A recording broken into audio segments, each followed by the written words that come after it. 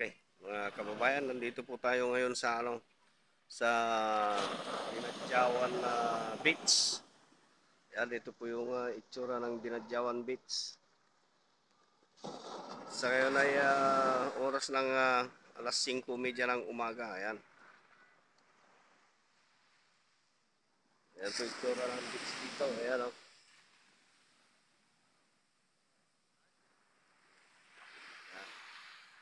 Papalabas na po yung araw.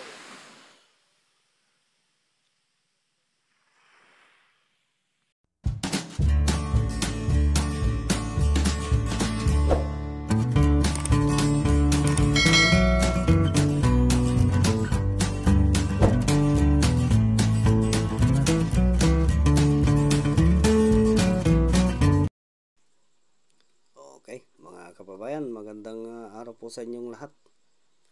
Ayan, kami po ay papunta ng Dinadjawan Beach.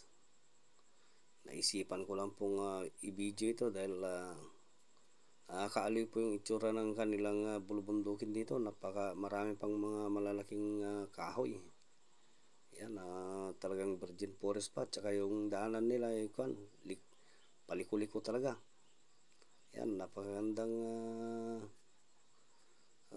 panuorin ito kasi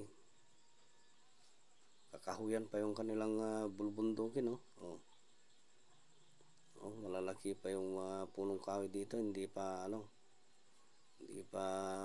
kinuha ng mga tao. Talagang pinangangalagahan po yung kanilang bulubundukin dito. Ayan, ang ganda talaga. First time ko lang po pumunta rito. Napasama lang po ako dito sa mga kasamaan sa LGU Cordon. 2 hours later.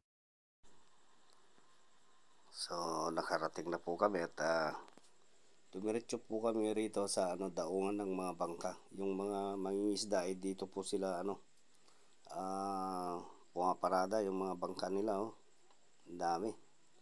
Pagkatapos po nito ay diretso na po kami sa aming lokasyon kung saan kami mag-cottage. Dahil namili na po kami ng mga isda para aming iluluto. Ayan, inabutan na po kami ng tanghali at kaya kanya-kanya na po yung aming trabaho. May mga naglilinis ng rekado at saka may naglilinis na rin ng ng mga isda. Ayan, palo ng palo na rin ito. Kasi tatakot na malaki kasi yung sungay ng hito na ito. Ayan, sige, palo. Sige.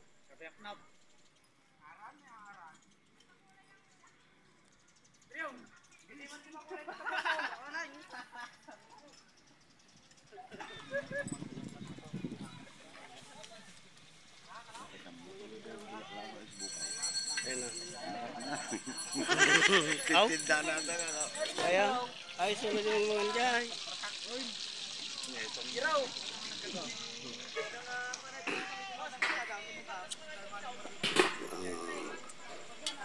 Manok. Tayo paitan. Si paring amang naman ay yung karne ng baboy. Yan, hinalo ng hinalo para mabilis maluto.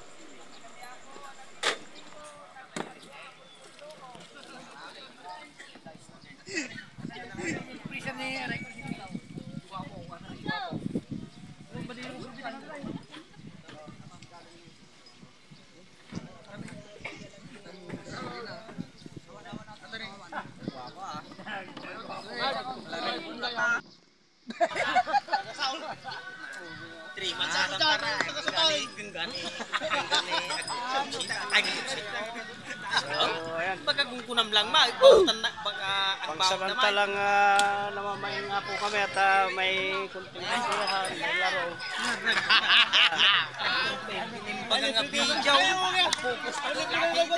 Ito, si Jeffrey Andres. Kasama pong hero ito.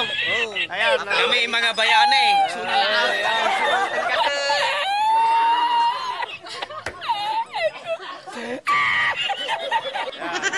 Diyan din yung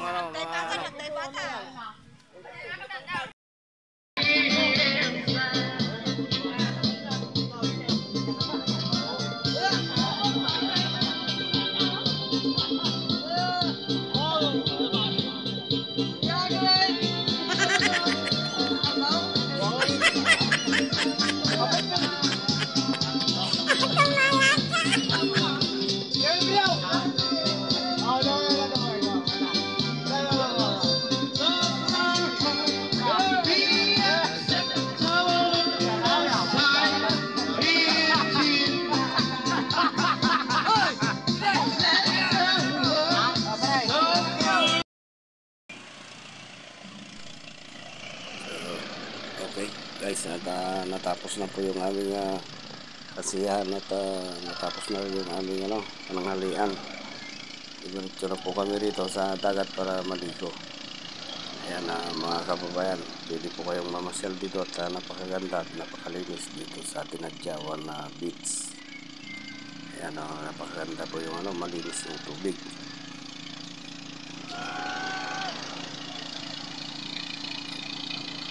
Naliligo na rin po yung mga aming kasamahan. Ayan na rin si Kolokoy, nag-iisang naliligo. Ito may napakagandang titignan na rin guys kung anong klase yung sinasabing banana boat. Tatanungin natin mamaya kung magkano po yung upa. Sita naman po dito dahil meron yatang life jacket.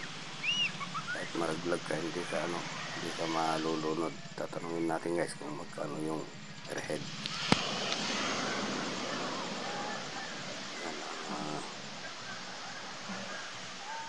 Lalapit dito sa Pampang.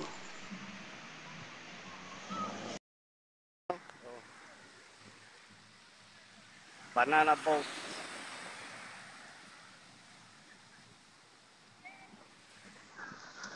Magkano naman ang upa niyan? 250 per head tayo. 250 per head. Opo. 250 daw. Ayan. Safety ka naman. Kahit na malaglag ka, life jacket. Ayan. Grabe ang hanap buhay dito.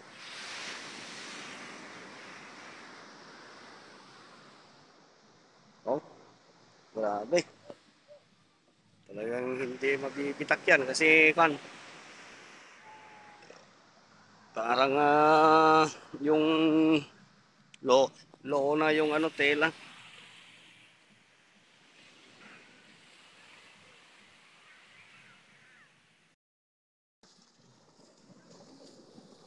So ayan, ligo tayo mga kababayan. Nandito na tayo sa dagat ng Tinadyawan. Ayan. Ayan, andun yung mga kasama natin dito sa tubig. Mga katrabawan sa sa LGU Cordon. Ayan Kasama po tayo dito dahil nasa LGU na naman po tayo. Wala na po tayo sa sa abroad ngayon. Yan, ganito na lang ang ating trabaho ngayon.